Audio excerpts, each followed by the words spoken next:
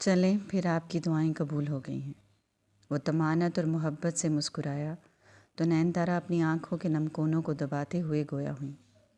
میں جانتی تھی حالہ ہی ہے وہ جو سب بدل سکتی ہے، تمہارا دل بھی۔ دامیر جواب میں بس مسکرا ہی سکا تھا۔ نین تارا ایک دم سے خوشی کے آنسو نگلتی ہوئی سیدھی ہوئی اور پھر گردن موڑ کر لان سے کچھ دور کھڑی گاڑی کی طرف ملازم کو ہانک لگائی۔ شکیل، بات سنو۔ شکیل ہانک سنتے ہی کندھے پر ڈالے رومال سے ہاتھ صاف کرتا ان کی طرف بڑھا، اور چند سیکنڈ کے بعد وہ مؤدبانہ نین تارا اور دامیر کے سامنے کھڑا تھا۔ شکیل، ابھی اور اسی وقت جاؤ اور ایک سیاہ بکرا خرید کر لاؤ، مجھے صدقہ دینا ہے۔ شکیل کے ساتھ ساتھ دامیر بھی، جو انہیں غور سے سن رہا تھا، ایک دم سے ہاتھ اوپر اٹھائے ہنس پڑا۔ اب یہ زیادہ ہو رہا ہے، مجھے چلنا چاہیے۔ وہ دائیں بائیں سر ہلاتا ہنستا ہوا اپنی کرسی سے اٹھ کھڑا ہوا۔ تم نہیں سمجھو گے، نین تارا نے مصنوعی خفگی سے گھورا۔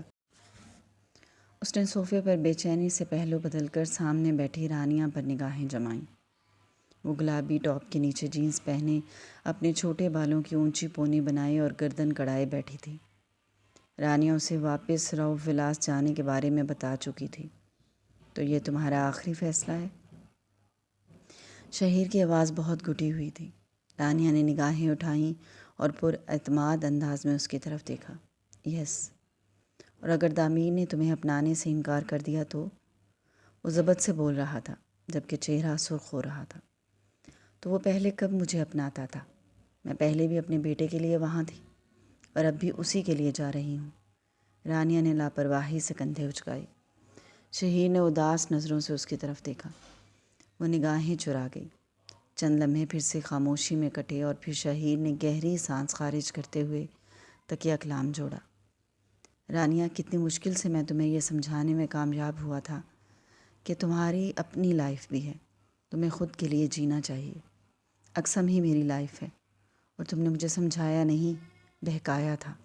اب میں سنبھل گئی ہوں، وہ شہیر کی بات کاٹ کر تلخ لہجے میں کہہ رہی تھی، اور پھر ایک جھٹکے سے اپنی جگہ سے اٹھ کھڑی ہوئی۔ ایکسکیوز می، پیشانی پر بل ڈالے کہتی وہ مزید وہاں نہیں رکی تھی۔ شہیر بس سر جھکائے ہوئے تھا جبکہ چہرہ ضبط سے سرخ ہو رہا تھا۔ وہ مضطرب سے بیٹھ کے کنارے پر ٹکی تھی، نگاہیں بارہا دیوار پر لگی گھڑی کو دیکھ چکی تھی جو اب رات کے 11 بجا رہی تھی۔ آنٹی نے پھر سے اپنی منمانی کر دی، اور اب دامیر جب مجھے کمرے میں دیکھیں گے تو کیا ہوگا؟ یقیناً وہ غصہ کریں گے۔ نچلے لب کے کونے کو دانتوں میں دبائے وہ آنے والی اس لمحے کے خوف میں تھی جب دامیر کمرے میں آئے گا۔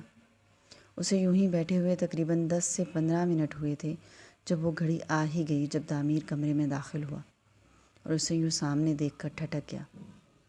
یہ خوشگوار کارستانی یقیناً موم کی ہے۔ دل میں یہ خیال آتے ہی وہ بے ساختہ ابھرتی مسکراہٹ کو دبا گیا۔ وہ مجھے آنٹی نے، وہ سہم کر بیڈ سے اٹھ کھڑی ہوئی جیسے سامنے دامیر نہیں کوئی جلاد کھڑا ہو۔ میں دوسرے کمرے میں چلی جاتی ہوں، آنٹی سے کچھ نہیں کہوں گی۔ کچھ سجا ہی نہیں دیا تو تیزی سے کہتی، ابھی وہ ایک قدم ہی آگے بڑھی تھی جب دامیر نے ہاتھ کے اشارے سے روک دیا۔ روکیں؟ وہ بظاہر سنجیدہ نظر آ رہا تھا لیکن اس خوشگوار حیرت پر دھڑکنوں کے زیر و بم سے لطف اٹھا رہا تھا۔ اگر آپ کو موم نے یہاں بھیجا ہے تو یقیناً وہ چیک بھی کریں گی، اب یہیں رہ سکتی ہیں، نو پرابلم۔ نہایت ہی نرم اور اپنائیت بھرا لہجہ تھا۔ حالہ اب بھی بے یقینی سے اس کی طرف دیکھ رہی تھی۔ I said no problem. اب کی بار دامیر نے مبہم سی مسکراہٹ کے ساتھ جیسے اسے تسلی دی، اور وہ جو پوری آنکھیں کھولے بے یقینی سے اسے دیکھ رہی تھی فوراً اس بات میں سر ہلاتی ہوئی پیچھے ہوئی۔ جی؟ دامیر کا انداز، اس کا لہجہ اور آنکھوں کی شوخی سب چیخ چیخ کر اس کے جذبات کی عکاسی کر رہی تھی، لیکن وہ کبھی بھی اس سب پر یقین نہیں کر سکتی تھی۔ وہ ایک ناقابل یقین شخصیت کا مالک تھا۔ پل میں تولا، پل میں ماشا، کیا اسے غصہ آ جائے، اور حالہ کو اس لمحے سے ڈر لگتا تھا۔ وہ واش روم میں گھس گیا اور حالہ اب نئی کشمکش میں تھی۔ کچھ دیر بعد واش روم کے لاک کھلنے کی آواز پر وہ تیزی سے آگے بڑھی اور بیڈ پر سے تکیہ اٹھائے تیزی سے واپس پلٹی۔ کہاں جا رہی ہیں؟ दामिर यकायक सामने आया था। वो संभल कर रुकी। गले में टॉवल डाले धुले चेहरे के साथ वो उसके बहुत करीब खड़ा मुस्तफसर था। मैं वो सोफ़े पर सोने जा रही हूँ। नहीं, इसकी ज़रूरत नहीं, वो बेसाख्ता कह गया, लेकिन अगले ही पल खजल हुआ। मेरा मतलब है, मॉम को पता चला तो उनको अच्छा नहीं लगेगा। कोई भी मुलाजिम उनको ये बता सकता है। आप बेड पर सो सकती हैं। चंद सेकंड की अजीब सी खामोशी थी। हाला ने आहिस्तगी से सर हिलाया। ओके। वो गर्दन झुकाए वापस बेड तक आई और बेड के दूसरे किनारे उसकी मुखालिफ सिमत में करवट लेकर लेट गई। वो मुस्कुराता हुआ दूसरे किनारे पर आकर लेट गया। वो उससे बात करना चाहता था, लेकिन बहुत सी बातें करना चाहता था। अपने बदलते एहसासात और जज्बात उसके गोश गुजार करना चाहता था, लेकिन वो करवट लेकर ऐसे लेटी थी कि हल्की सी जुम्बिश भी नहीं थी। कल तक तामीर के बदलते रवैये ने ही परेशान कर रखा था कि आज आंटी ने एक नई उलझन में डाल दिया। अब भला ऐसे कैसे हो सकता है? वो मुंह बसोरे सोच रही थी जब तामीर की आवाज़ समाज से टकराई। हाला, सो गई क्या? वो सटपटाई। एक सेकंड की खामोशी हायल हुई। नहीं। हाला ने थूक निगला और करवट बदले बिना जवाब दिया। कल जो पिक्स भेजी थी बहुत अच्छी थी। Thank you. अज़लान अब कब आएगा? अज़लान के ज़िक्र पर वो बेसाख्ता उसकी तरफ करवट बदलने पर मजबूर हो गई। निगाहों का ये बाहम टकराव जानलेवा था। दामिर की आंखों की चमक और लबों पर मज़ीद मुस्कुराहट दिलकश थी, लेकिन उसे तो अज़लान के ज़िक्र से मतलब था। नेक्स्ट वीकेंड आएगा, मैं फ्राइडे की शाम को ले आऊँगी, वो नहायत दिलचस्पी से बता रही थी। Okay, good. आपको याद है कल शाम को ऑफ़िस की तरफ से पार्टी भी है, जो ख़ास आपके लिए रखी गई है? हाला हल्का सा चौंकी। भवें इकट्ठी हुई। वो वाकई ये बात भूल गई थी। अच्छा अच्छा किया, मुझे याद दिला दिया। वो मुबहम सा मुस्कुराई। शाम को रेडी रहिएगा, मैं घर आऊँगा तो निकल जाएंगे, दामिर ने दोस्ताना लहजे में कहा। जी। दामिर की इस हल्की फुल्की गुफ्तगू ने उसका सारा खौफ ज़ाहिल कर दिया था। वो करवट पर लेटी उसकी तरफ देखती हुई नहायत पुरसुकून अंदाज में महवे गुफ्तगू थी। ऑफ़िस जाने के बारे में क्या सोचा फिर? वो बात से बात निकाल रहा था। उसे हाला का ये नॉर्मल सा अंदाज़, यूँ मुस्कुराना और धीमे से लहजे में बात करना बहुत भला लग रहा था। वही जो आपने कहा था, मैं सुबह अक्सम की स्कूल टाइमिंग में ऑफ़िस जाऊंगी और स्कूल से वापसी पर आ जाया करूंगी। हाँ, वो सब तो ठीक है, लेकिन क्या मॉम से बात हो गई? नहीं, उनसे तो बात नहीं की, लेकिन मुझे यकीन है वो मना नहीं करेंगी।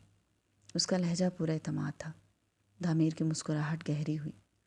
हाँ, आपकी बात कहाँ टालती हैं, वो सताइशी लहजे में कह रहा था। हाला भी बेसाख्ता मुस्कुरा दी। आपकी भी नहीं टालती, वो बहुत अच्छी हैं।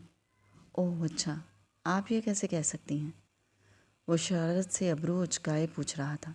लबों की मुस्कुराहट भी शोखी लिए हुए थी।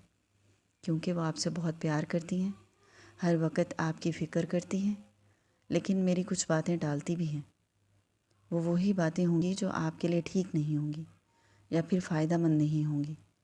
वो जैसे कायल हुआ और गहरी निगाहें उसके चेहरे के हर नकूश का तवाफ़ करने लगी।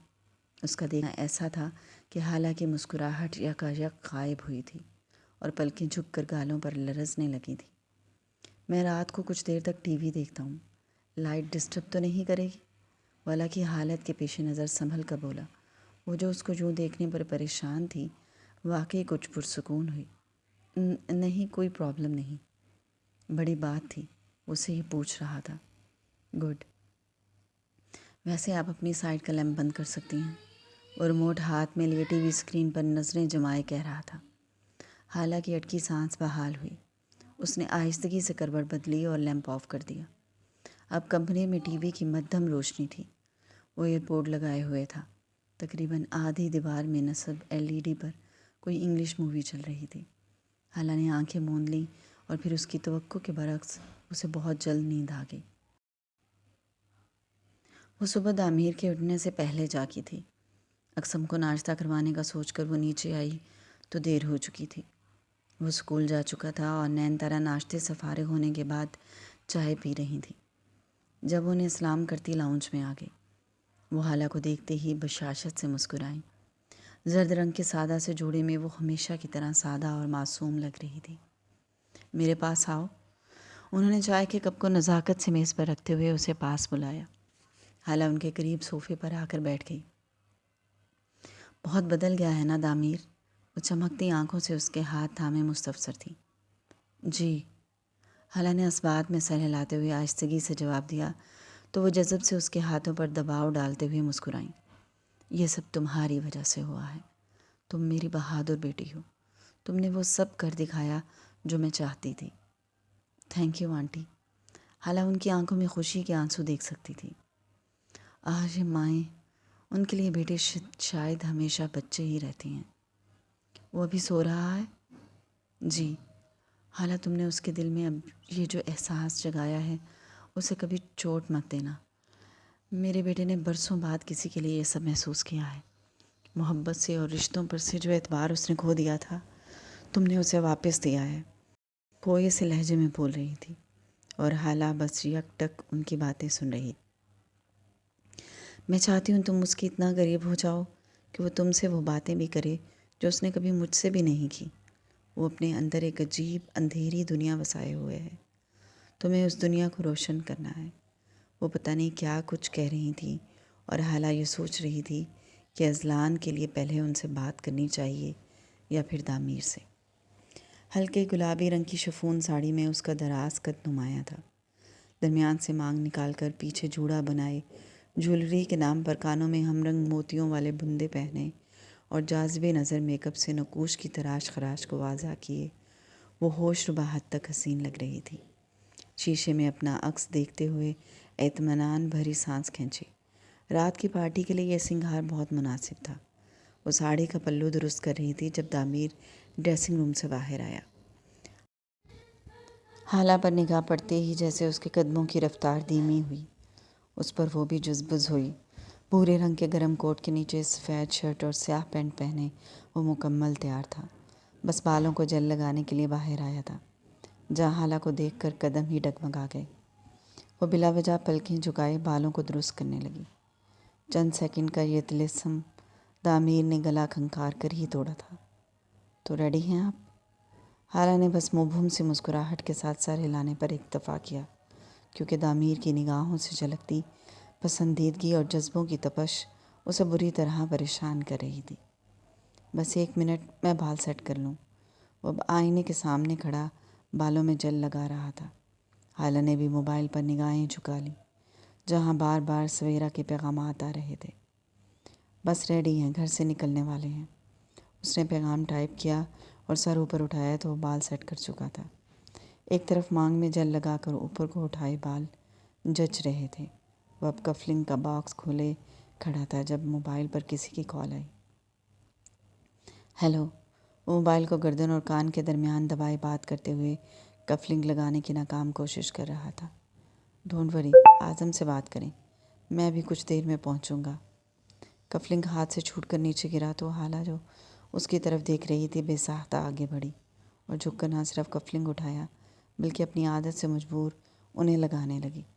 اس کی اس حرکت پر دامیر کی سانس اور آواز ایک ساتھ بند ہوئی تھی۔ وہ اپنی تمام تر رعنائیوں سمیت اس کے اتنے قریب کھڑی تھی۔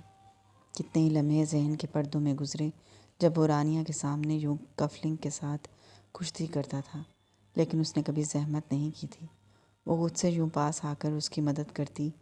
فون بند ہو چکا تھا، لیکن وہ اب بھی اسے کان سے لگائے ساکن کھڑا تھا۔ حالہ نگاہیں جھکائے اب دوسری آستین کے کفلنگ لگا ہو گئے۔ حالہ نے جھکی نگاہیں اٹھائیں تو دامیر کی گہری نگاہوں نے ریڑھ کی ہڈی میں سنسناہٹ بھر دی۔ وہ گڑبڑائی تو دامیر نے نگاہوں کا زاویہ بدلا۔ چلیں پھر؟ حالہ نے آہستگی سے سر ہلا کر قدم بڑھائے، لیکن وہ تو اس لمحے کی قید سے باہر نہیں آ سکا۔ کار میں ڈرائیو کرتے ہوئے اور پھر پارٹی میں بھی نگاہیں اس کا تعاقب کر رہی تھیں۔ تقریب لاہور کی شاندار ہوٹل میزونیٹ کی اوپری چھت پر تھی۔ کھانے سے فارغ ہونے کے بعد سب یوں ہی بات چیت میں مگن تھے جب سویرا اس کا ہاتھ تھامے ایک طرف لے آئی۔ وہ ایک خاموش کونے میں آ گئی تھی، لیکن اب بھی دور کھڑے دامیر کی نگاہوں نے اسے تلاش کر ہی لیا تھا۔ وہ اعظم اور 2-3 اور ملازمین کے ساتھ گپ شپ کرتے ہوئے کن اکھیوں سے اس کو بھی دیکھ رہا تھا۔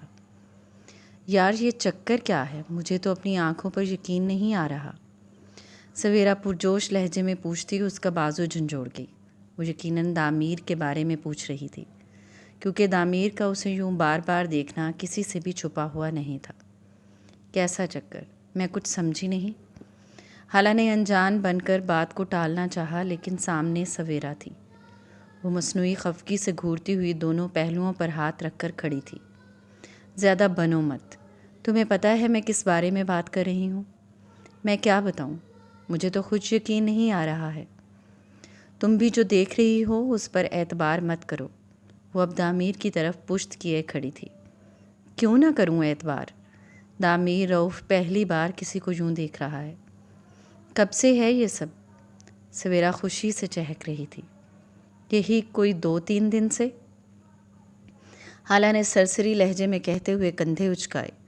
وہ بجھی بجھی سی تھی۔ اس نے سر نیچے جھکایا تو سویرا نے اس کی ٹھوڑی کو انگلی سے اوپر اٹھایا۔ اے لڑکی، کیا ہوا؟ تم اس سب سے خوش کیوں نہیں لگ رہی؟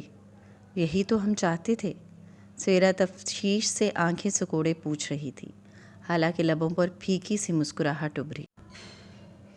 یار آنٹی کو مجھ سے اتنی ایکسپیکٹیشنز ہیں، اور ان کے یہ صاحبزادے نہیں معلوم کب کیا ہوں۔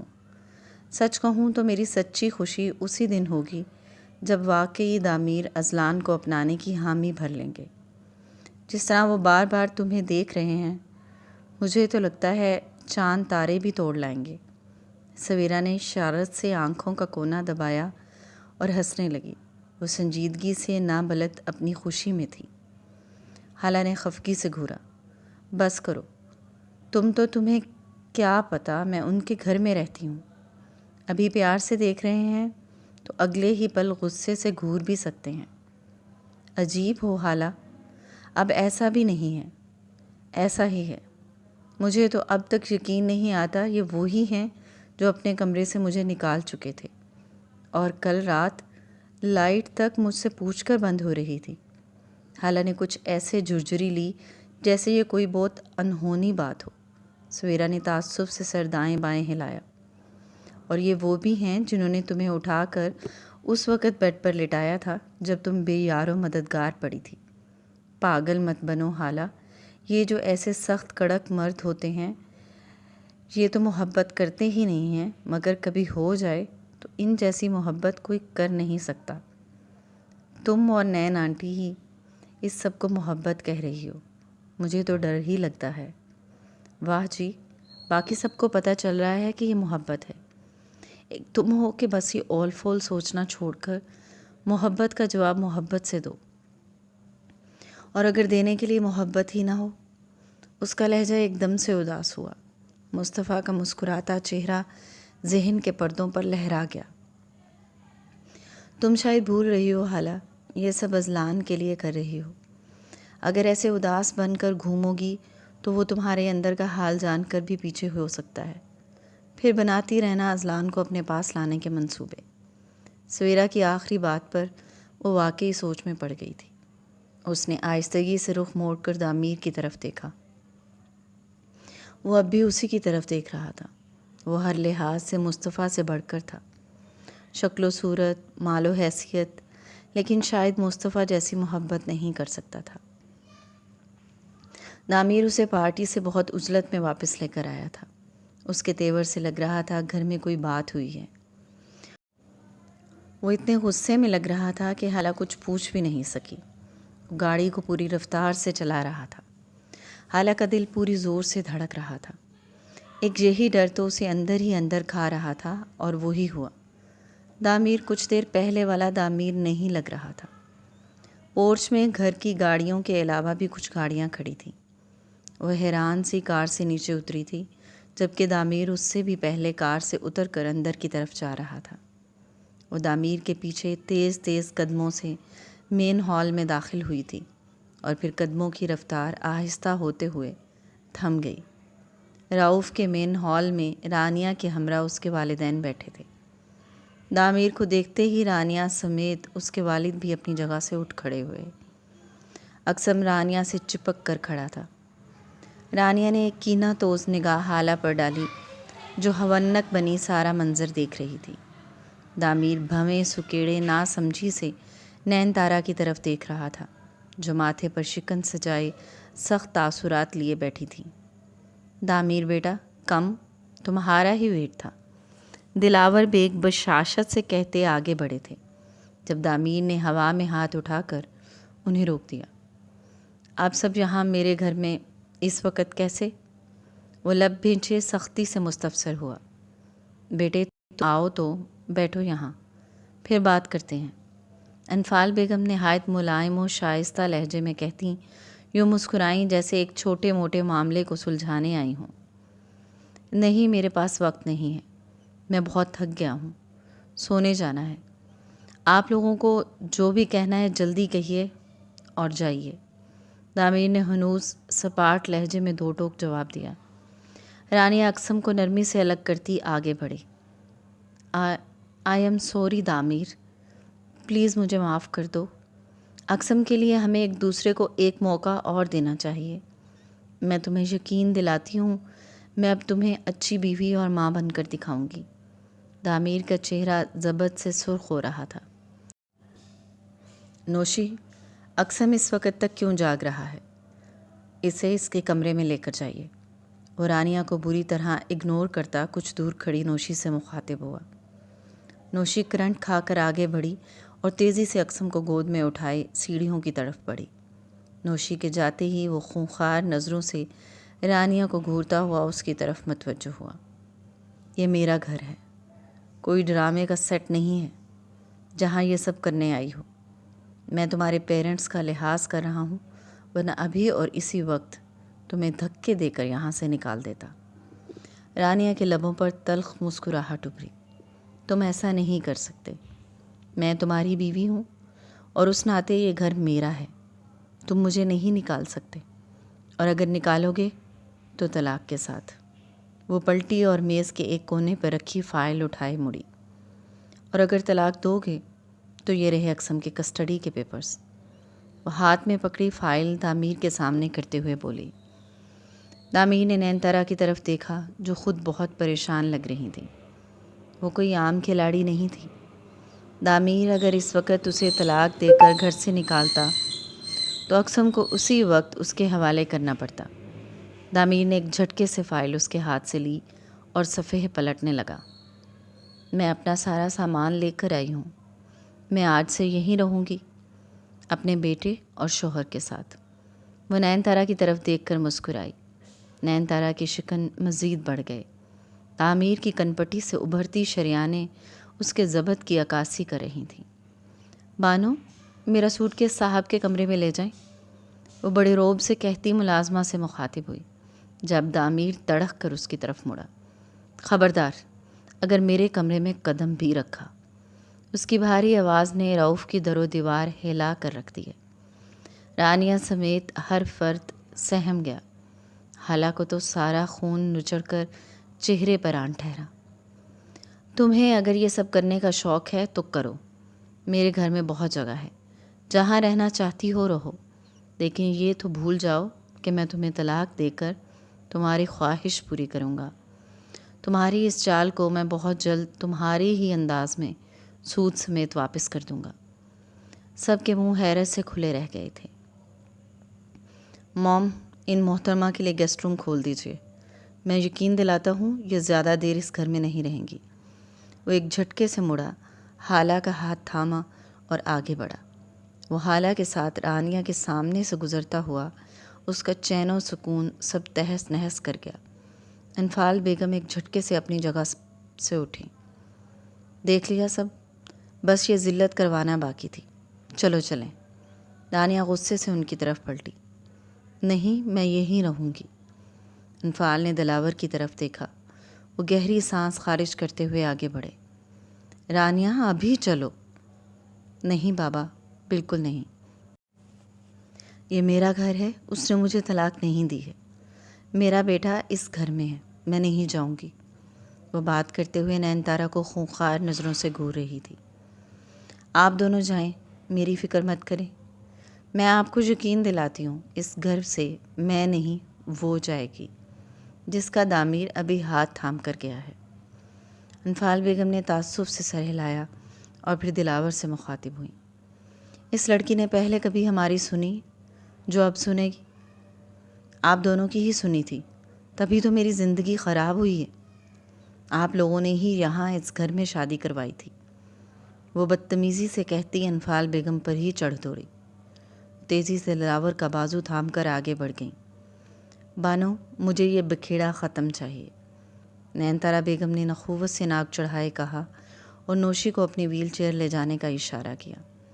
چند منٹ بعد وہاں صرف رانیہ اور اس کا سوٹ کیس رہ گیا تھا۔ بیگم صاحبہ، سوٹ کیس کہاں لے جاؤں؟ بانو اس کے قریب کھڑی جھجکتے ہوئے مستفسر ہوئی۔ اوپر جو میرا روم تھا وہاں، وہ پرسوچ لہجے میں کہتی سامنے دیکھ رہی تھی۔ کمرے میں داخل ہوتے ہی دامیر نے اس کا ہاتھ چھوڑ دیا تھا۔ وہ واش روم کی طرف بڑھ گیا تھا اور حالہ ہونک بنی کمرے کے درمیان میں کھڑی تھی۔ یہ سب کیا تھا؟ اس کی زندگی اب اور کتنے امتحان لینا چاہتی تھی؟ سر گھوم گیا تھا۔ کیا اب رانیہ یہاں ہوگی اس گھر میں؟ اور اقسم جس کو اس نے اتنی محنت سے اپنے قریب کیا تھا، اس نے دونوں ہاتھوں سے اپنا سر تھام لیا۔ اب کیا ہوگا؟ وہ دھپ سے بیڈ کے کنارے پر بیٹھ گئی۔ چند منٹ کے بعد واش روم کا لاک کھلا اور اس نے سہم کر اوپر دیکھا۔ ایک تو اس شخص کو سمجھنا مشکل تھا۔ وہ ڈری سی اس طرف دیکھ رہی تھی جب دامیر ٹاول سے چہرہ خشک کرتا ہوا آگے بڑھا اور پھر اس کی طرف دیکھتے ہوئے رک گیا۔ حالہ نے جھٹ سے نظریں جھکا لیں۔ اب اس طرح کی سچویشن میں وہ کیا کہتی؟ اسے کیا کرنا چاہیے، کیا کہنا چاہیے؟ وہ عجیب کشمکش میں تھی۔ جب اسے اپنے بالکل پاس دامیر کے بیٹھنے کا احساس ہوا، وہ چونک کر بے ساختہ چہرہ اس کی طرف موڑ گئی۔ وہ اس کے ساتھ بہت قریب بیٹھا تھا، گردن جھکی تھی اور آنکھیں بند تھیں۔ اس کے چہرے پر اداسی تھی، بچوں جیسی معصومیت تھی۔ حالہ کو عجیب سا لگا۔ وہ کیا تھا؟ اسے سمجھنا مشکل تھا۔ حالہ کی سانس ساکن تھی اور سماعت اس کے کچھ بولنے کی منتظر تھی۔ چند پل اسی خاموشی میں کٹے جب دامیر نے آنکھیں کھولیں اور چہرہ اس کی طرف موڑا۔ وہ تو پہلے ہی اس کی طرف دیکھ رہی تھی اور اب نگاہوں کا تصادم تھا۔ وہ براہ راست حالہ کی حیرت سے کھلی آنکھوں میں جھانک رہا تھا۔ رانیہ کی دی ہوئی ساری تکلیفیں اس چہرے پر پڑتی ایک نگاہ سے ختم ہو رہی تھیں۔ وہ گہری نظروں سے اس کے چہرے کو دیکھ رہا تھا۔ میرا ساتھ دو گی حالہ؟ گھمبیر آواز اس کی سماعت سے ٹکرائی۔ اسے اپنے ہاتھوں پر دامیر کے ہاتھوں کا لمس محسوس ہو رہا تھا۔ وہ کسی ساکن گڑیا کی طرح بیٹھی تھی۔ سماعت اب کان کی لو کے قریب تھی۔ حالہ، میں اقسم کو کھونا نہیں چاہتا۔ حالہ کو اس کی باہیں اپنے وجود پر لپٹتی ہوئی محسوس ہو رہی تھیں۔ وہ ہلکا سے سمٹی۔ اس نے یہ سوچ لیا تھا حالہ سے اظہار کرے گا، لیکن اس طرح کرے گا یہ نہیں پتہ تھا۔ تم ساتھ دو گی تو سب ٹھیک ہو جائے گا۔ حالہ کو لگا وہ کچھ بول نہیں پائے گی۔ وہ الگ ہوا اور اس کے چہرے کو ہتھیلیوں میں بھر کر چہرہ قریب کیا۔ آئی لو یو حالہ۔ حالہ بت بنی اس کے سامنے بیٹھی تھی اور وہ پورے جذب سے اظہار محبت کر رہا تھا۔ ہلکا سا لغزش زدہ لہجہ اور آنکھوں کی انوکھی سی چمک اس کے سچے جذبوں کی تصدیق کر رہی تھی۔ I really love you. نہیں جانتا کب، کیسے، لیکن میں تمہارے لیے وہ محسوس کرتا ہوں جو میں نے کبھی کسی کے لیے نہیں کیا۔ دامیر ہنوز اس کی حیرت سے کھلی بے یقین آنکھوں میں جھانکتے ہوئے بول رہا تھا، اور یہ سچ تھا کہ اب دماغ اپنے سارے اختیارات کھو چکا تھا۔ تمہاری بے یقینی اور بے اعتباری سب اپنی جگہ ٹھیک ہے، کیونکہ میں جیسا سلوک تمہارے ساتھ کرتا آیا ہوں اس کا رزلٹ ایسا ہی ہونا چاہیے، مگر اب میں سب بدلنا چاہتا ہوں۔ میں تمہیں اسی چاہت سے اپنانا چاہتا ہوں جس چاہت سے موم تمہیں یہاں لے کر آئی تھی۔ میرے دل میں نہ تو کل رانیہ کے لیے کوئی جگہ تھی اور نہ کبھی ہوگی۔ حالہ نے آہستگی سے تھوک نکلا اور پلکیں جھکا دیں۔ وہ مجھ سے اقسم چھیننا چاہتی ہے اور میں اقسم کو وہی زندگی نہیں دینا چاہتا جو میں نے گزاری تھی۔ تعمیر کے لہجے میں سختی در آئی۔ وہ سیدھا ہو بیٹھا۔ حالہ نے پلکیں جھپکا کر دیکھا۔ وہ چند سیکنڈ پہلے والا تعمیر نہیں لگ رہا تھا۔ وہ میری کمزوری جانتی ہے اور اسی کا فائدہ اٹھا کر یہ سب کر رہی ہے، لیکن میرے پاس اس کا حل ہے۔ بہت جلد یہاں نہیں ہوگی۔ وہ لب اور مٹھیاں ایک ساتھ بھینچے ہوئے جیسے بہت کچھ ضبط کر گیا اور نگاہیں پھر سے حالہ کی طرف موڑی جو اب قدرے سہمی سی لگ رہی تھی۔ تعمیر نے اپنی ہتھیلی اس کے سامنے پھیلائی۔ کیا تم ساتھ دو گی؟ حالہ کی دھڑکن ایک لمحے کے لیے جیسے تھم سی گئی تھی۔ وہ بہت یقین سے اس کا ساتھ مانگ رہا تھا۔ حالہ نے گھنیری پلکوں کی جھالر اٹھا کر اس کے چہرے کی طرف دیکھا۔ وہ مصطفیٰ نہیں تھا اور نہ ہی اسے اس سے محبت تھی، لیکن کبھی یوں ہی مصطفیٰ نے بھی ہتھیلی پھیلائے ساتھ مانگا تھا، اپنی ماں کی تلخیوں کو سہنے کا ساتھ، اپنے خاندان کی مخالفت کو برداشت کرنے کا ساتھ اور اپنی مفلسی میں زندگی گزارنے کا ساتھ۔ اور اس نے ایک سیکنڈ بھی نہیں سوچا تھا اور اس کی ہتھیلی پر اپنا مخملی ہاتھ دھر دیا تھا، کیونکہ وہ اس سے محبت کرتی تھی۔ لیکن یہاں وہ سوچ رہی تھی کہ اس ساتھ میں اسے کیا فائدہ ہوگا۔ کیا اس کے عجیب ساتھ سے وہ اذلان کو پھر سے اپنی زندگی کا حصہ بنا پائے گی یا نہیں؟ اس نے چند سیکنڈ کے اس جمود کو بڑی ہمت سے توڑا تھا اور اپنے لغزش زدہ ہاتھ کو اس کی مضبوط ہتھیلی پر رکھ دیا۔ وہ ہتھیلی بند کر چکا تھا نرمی سے۔ نائٹ سٹینڈ کی زرکار روشنی میں کھڑکیوں کے پردوں کے پیچھے سے چھن کر آتی روشنی صبح ہونے کی تصدیق کر رہی تھی۔ اس نے ہلکا سا کسمسا کر آنکھیں کھولیں اور پھر جیسے بیتی رات کے سارے پل ذہن کے پردوں سے گزرنے لگے۔ اس کا چہرہ کسی بھی تاثرات سے عاری تھا۔ صبح کی یہ پرنور روشنی اس کے اندر روشنی نہیں بھر سکی تھی۔ غاروں کی طرح کچھ تاریکیاں اس کے وجود کا حصہ تھیں۔ وہ نیم کھلی آنکھوں سے چھت کو گھورتی کسی بے جان گڑیا کی طرح لیٹی تھی۔ گردن کے پاس تعمیر کی گرم سانسیں کسی بھی نرم احساس کو اجاگر کرنے میں ناکام تھیں۔ وہ اپنا بازو اس کے گرد حائل کیے گہری نیند میں تھا۔ کچھ دیر یوں ہی لیٹے رہنے کے بعد حالہ نے لب اور آنکھیں ایک ساتھ بھینچ کر آہستگی سے اس کے بازو کو خود پر سے اٹھایا۔ وہ ہلکا سا کسمسایا لیکن آنکھ نہیں کھلی۔ اس کے بازو کو ہٹا کر وہ اسی خاموشی اور آہستگی سے پیچھے ہٹی تو نگاہیں بے اختیار اس کے چہرے پر ٹھہر گئیں۔ وہ سوتے ہوئے کتنا مختلف لگتا تھا۔ چہرے پر بلا کی معصومیت تھی جو اس کی شخصیت کا خاصہ نہیں تھی۔ وہ تو ذہین، تیز اور شاطر تھا۔ اور رات ایک اور خاصیت بھی ظاہر ہو گئی۔ وہ اپنے مقصد کے لیے کسی کو بھی کسی طرح بھی استعمال کر سکتا تھا۔ حالانکہ اس کی محبت پر اب بھی یقین نہیں تھا۔ وہ بیڈ سے اتر کر دبے قدموں ریسٹ روم کی طرف بڑھ گئی۔ فریش ہو کر باہر نکلی تو وہ ہنوز اسی حالت میں سو رہا تھا۔ وہ ایک گہری سانس کھینچتی کمرے سے باہر نکل آئی۔ امید کے عین مطابق نین تارا جاگ چکی تھی اور ناشتے کے میز پر اقسم اسکول وردی میں ملبوس بیٹھا تھا۔ السلام علیکم آنٹی۔ وہ آہستگی سے سلام کرتی آگے بڑھی تو نین تارا جو پر انہماک سے اقسم کو دیکھ رہی تھیں چونکی اور پھر کچھ شرمندہ سی ہوتی نگاہیں چرا گئیں۔ وعلیکم السلام۔ آؤ بیٹا ناشتہ کرو۔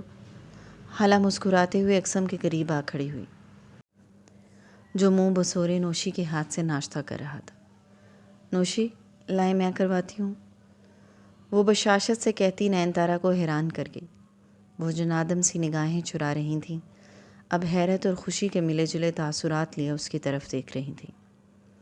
حالہ پر رات ہوئے تماشے کا کوئی اثر نہیں تھا۔ وہ تو ڈر رہی تھیں کہ وہ پریشان ہو گئی۔ مجھے مما کے پاس جانا ہے، مجھے اسکول نہیں جانا، اقسم اب نروٹھے پن سے بولتا اس کی طرف دیکھ رہا تھا۔ آپ کی مما ادھر ہی ہیں۔ کیا آپ سچ کہہ رہی ہیں؟ جہاں اقسم اس کی بات پر چہک اٹھا تھا وہاں نین تارا کا چہرہ ضبط سے سرخ ہو گیا۔ جی بالکل سچ کہہ رہی ہوں، وہ رات یہیں رک گئی تھی اور ابھی اپنے کمرے میں سو رہی ہیں، خالہ مسکراتے ہوئے ملائم لہجے میں بتا رہی تھی۔ اقسم اچھل کر اپنی سیٹ سے نیچے اترا۔ میں دیکھ کر آتا ہوں، خالہ نے سرحد سے اس کے بازو کو تھام کر روکا۔ نو بیٹا، ابھی وہ سو رہی ہیں، آپ پہلے اچھے سے ناشتہ کرو، اسکول جاؤ اور پھر آ کر ان کے پاس جانا۔ خالہ اپنی جون میں اس سے بات کر رہی تھی جب رانیہ کی تڑختی آواز نے چونکنے پر مجبور کیا۔ نہیں، اس کی ضرورت نہیں ہے۔ وہ نائٹ سوٹ میں ملبوس سینے پر ہاتھ باندھے لاؤنج کے دروازے میں کھڑی تھی۔ خالہ پہلی دفعہ اس کے چہرے کو میک اپ کے بغیر دیکھ رہی تھی۔ وہ بہت خوبصورت تھی۔ نین تارا نے تیکھی، گہری اور غضبناک نظروں سے رانیہ کی طرف دیکھا، جن کی پرواہ کیے بنا وہ مغرور انداز میں آگے بڑھی، اور اقسم بھی ایک جھٹکے سے اپنا بازو چھڑاتا اس کی طرف بھاگا۔ مما! وہ بھاگتا ہوا آ کر اس سے لپٹ گیا۔ نین تارا نے ضبط سے گہری سانس اندر کھینچی اور نوشی کو اپنی ویل چیئر لانے کا اشارہ کیا۔ وہ شاید یہاں سے جانا چاہتی تھی، لیکن خالہ اب بھی کچھ گھبرائی سی وہیں بیٹھی تھی۔ میں اب اپنے بیٹے کو ناشتہ کرواؤں گی اور خود اسکول چھوڑ کر آؤں گی، رانیہ کا لہجہ جتانے والا تھا۔ نین تارا نے ایک نگاہ خالہ پر ڈالی اور پھر نوشی ان کو ویل چیئر پر بٹھانے لگی۔ دامیر نے انہیں خاموش رہنے کی صلاح دی تھی، لیکن یہ سب ان کی برداشت سے باہر ہو رہا تھا۔ Mama, can I have off today? اقسم رانیہ کا ہاتھ تھامے التجائی لہجے میں مستفسر تھا، اور اس سے پہلے کہ وہ کوئی جواب دیتی، نین تارا جو اب تک ضبط کر رہی تھی تنک کر مخل ہوئیں۔ نہیں بیٹا، بابا ناراض ہوں گے، آپ چھٹی نہیں کرو گے۔ رانیہ نے کینہ توز نگاہیں ان پر ڈالیں اور پھر سر جھٹک کر اقسم سے مخاطب ہوئی۔ بیٹا، اسکول سے چھٹی بالکل نہیں ہوگی، میں خود چھوڑ کر آؤں گی اور میں ہی لینے آؤں گی، اور واپسی پر ہم فن کریں گے۔ اس کی ضرورت نہیں ہے، دامیر نے اقسم کے لیے الگ سے ڈرائیور اور کار رکھی ہے، اور اگر تم اسے چھوڑنا چاہتی ہو تو اسی کار میں ڈرائیور کے ساتھ جا سکتی ہو۔ نین تارا کی بات پر وہ ابرو چڑھائے سیدھی ہوئی۔ اس ڈرائیور کی ڈیوٹی چینج کر دیجیے اور کار کو اچھی پرائز میں سیل کر دیں، کیونکہ اب میں آ گئی ہوں، میں خود اپنے بیٹے کی یہ ڈیوٹی نبھا سکتی ہوں۔ نہیں، ہم چند دن کے لیے ڈرائیور کی ڈیوٹی تبدیل نہیں کر سکتے۔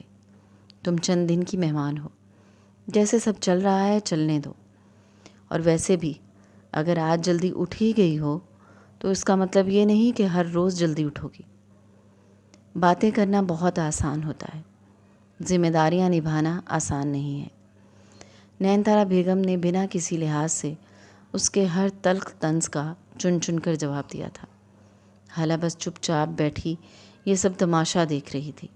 رانیہ کی بھویں غصے سے سکڑ گئی تھیں، لیکن وہ اب یہاں نئے مقصد لے کر آئی تھی، اس لیے نین تارا کو کچھ بھی جواب دینے کے بجائے سر جھٹک کر اقسم کی طرف متوجہ ہوئی۔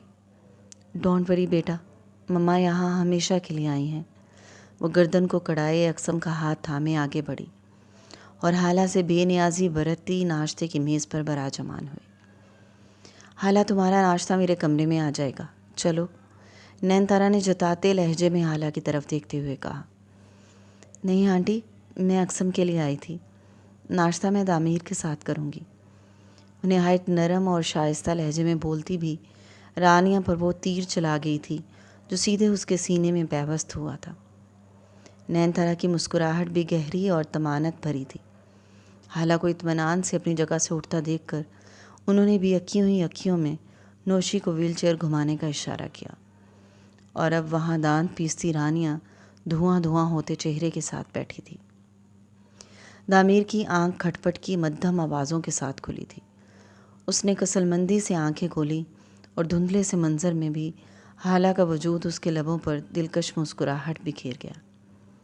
وہ ڈریسنگ پر جھکی دراز میں کچھ تلاش کر رہی تھی۔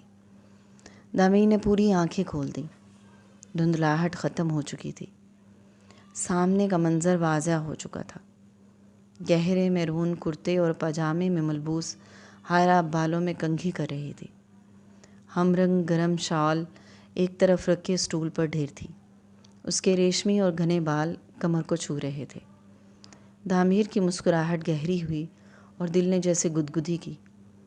اس نے شرارتی انداز میں گلا کھنکارا تو حالہ جو انہماک سے کنگھی کرنے میں محو تھی یوں سٹپٹائی کہ اس کے ہاتھ سے ہیئر برش چھوٹ کر فرش پر جا گرا۔ ارے ارے کیا ہوا؟ وہ بے ساختہ جاندار آواز میں کہا لگاتا سیدھا ہو بیٹھا۔ حالہ نے صرف گڑبڑائی تھی بلکہ اس کی شوخ نگاہوں اور معنی خیز مسکراہٹ سے بوکھلا بھی گئی تھی۔ اٹھ گئے آپ؟ بنا نظریں ملائے خود کو نارمل ظاہر کرنے کی ناکام کوشش کی، لیکن اس کی یہ حالت دامیر کو مزید شرارت پر اکسا گئی۔ وہ اب گہری نظروں سے دیکھتا بیڈ گراؤنڈ سے ٹیک لگائے بیٹھا تھا۔ آدھی آستین سے جھلکتے کثرتی بازو سینے پر لپیٹے وہ حالہ کو یوں دیکھ رہا تھا جیسے اس سے ضروری اور کوئی کام نہیں تھا۔ وہ کنگھی کرنے کے بجائے بعجلت بال باندھنے لگی۔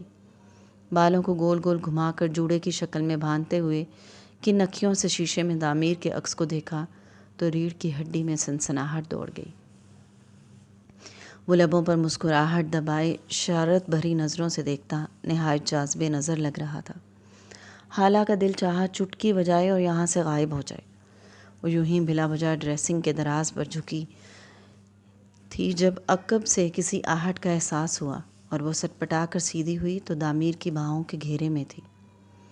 وہ ننگے پاؤں اس تک آیا تھا اور اس لیے اسے پتہ ہی نہیں چلا۔ حالہ سمٹ کر جزبز ہوئی۔ وہ اپنے خیالات اور جذبات اس سے مبہم ہی رکھنا چاہتی تھی۔ اس کے وجود سے اٹھتی قیمتی کلون کی مہک حصار میں لے چکی تھی۔ وہ حالہ کے کندھے پر ٹھوڑی اٹکائے دونوں کے عکس کو آئینے میں دیکھ رہا تھا۔ وہ سمٹی سی پریشان سی گھنیری پلکیں جھکائے اس کے دل میں اتر رہی تھی۔ یہ میری زندگی کی سب سے حسین صبح ہے حالہ، وہ خمار و آلودہ آواز میں بول رہا تھا۔ حالہ جبراً مسکرائی لیکن پلکیں اٹھانے کی ہمت نہیں ہوئی۔ اب اس کے ہاتھوں کی انگلیوں میں اپنی انگلیاں پھنسائے گرفت بڑھا رہا تھا۔ پہلے کبھی نوٹ ہی نہیں کیا تم صبح صبح اور حسین لگتی ہو۔ وہ اس کے چہرے پر نگاہیں جمائے تعریف کرتا حیران کرنے کے ساتھ ساتھ پریشان بھی کر رہا تھا۔ وہ شاید اس کے کچھ بولنے کا منتظر تھا، لیکن اس کی اس تعریف اور محبت بھرے جملوں کے جواب میں کہنے کے لیے حالہ کے پاس کچھ نہیں تھا۔ آپ فریش ہو کر نیچے آ جائیں، میں ناشتہ لگواتی ہوں، وہ جھجکتے لہجے میں کہتی کسمس آئی، مگر گرفت ایسی تھی کہ ٹس سے مس نہ ہوئی۔ میری طرف دیکھو حالہ، مصنوعی روبدار لہجے میں حکم صادر کیا گیا۔ حالہ نے پلکیں جھپکاتے نگاہیں اوپر اٹھائیں۔ وہ عکس میں جاندار مسکراہٹ لبوں پر سجائی دیکھ رہا تھا۔ مجھے کیوں ایسا لگ رہا ہے کہ تم نے مجھے ابھی تک معاف نہیں کیا؟ وہ مسکراتے ہوئے ذرا تفتیش بھرے لہجے میں مستفسر تھا۔ نہیں، ایسی کوئی بات نہیں ہے، وہ جبراً ہلکا سا مسکرائی۔ دھڑکن تیز ہو گئی تھی۔ دامیر کی گہری نظریں اندر گڑتی محسوس ہو رہی تھیں۔ تو پھر بتاؤ کہ میری ساری غلطیوں کو معاف کیا؟ وہ بھویں سکیڑے شوخ لہجے میں مستفسر تھا۔ آپ نے کوئی غلطی نہیں کی تھی، ایسے معافی مانگ کر شرمندہ مت کریں۔ اب ایسی بھی بات نہیں، غلط تو میں تھا اور تمہارے ساتھ بہت زیادتی اور ناانصافی بھی کی ہے، پر اب محبت ہو گئی ہے تو چاہتا ہوں تمہارے دل سے ہر بات صاف ہو جائے۔ نہیں، میرے ساتھ ایسی کوئی ناانصافی اور زیادتی نہیں ہوئی جس پر آپ کو معافی مانگنی پڑے۔ ڈونٹ وری، میرا دل صاف ہے۔